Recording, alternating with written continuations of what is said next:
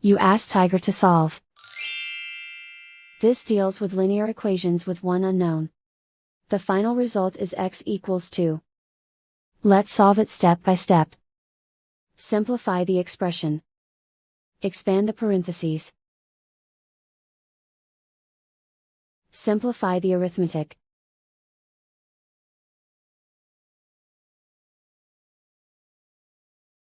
Group all constants on the right side of the equation. Subtract 41 from both sides. Simplify the arithmetic.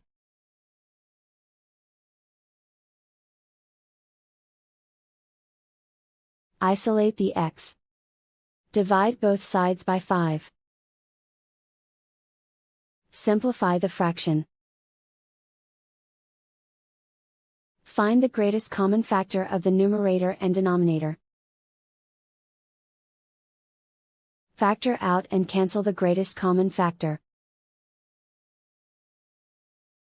And so the final result is x equals 2.